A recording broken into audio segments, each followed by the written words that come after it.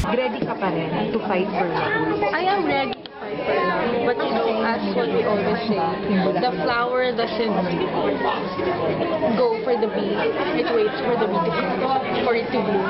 Taray ba yan, ha? Taray ko nakuha ni Mare. So, sa Pinterest lang yan. Susot ako.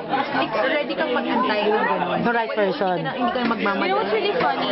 Pagka alam mong nag-aantay ka for the right guy, mas marami kang napapansin na sa sarili mo na gusto mo i-improve for that right guy. So, kumbaga, Buuin mo tama na lang sarili kayo mo. sa isa't isa. Buo ka na nandiyan na Buo na siya. siya. Tapos siya din, buo na din. So, I really think there's someone meant for someone in this world. So just wait lang. Yung experience mo naman last year, hindi naman siya traumatic. It's traumatic, of course. But, Correct. you know, you move on one step at a time. And for me, I am slowly getting there. It's helping yung ganito. Yung may work ka, may mga napapasaya ka, may mga kaibigan ka, your family. It helps a lot. But of course, you have to believe in yourself to love again. Kasi you know, if you don't believe in it again, hindi mo na din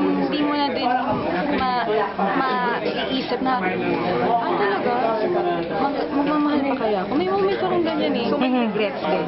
May regrets. No regrets. No regrets na you tried to work things out. No regrets. Mar, bakit kanina napansin namin, pag tinanong yung name niya, parang umiiwas ng pag-usapan.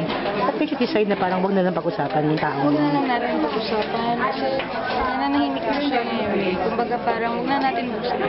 Sabihin na naman ng user, sabihin na naman ako, magbabash na Correct, naman. correct. Pero kasi, ano eh, he's part of my, he has been a part of my life and my Correct. heart. He's very dear and close to me. So I hope, you know, huwag na lang natin i-touch yung There is a zero communication. Thank you po, thank you. Mar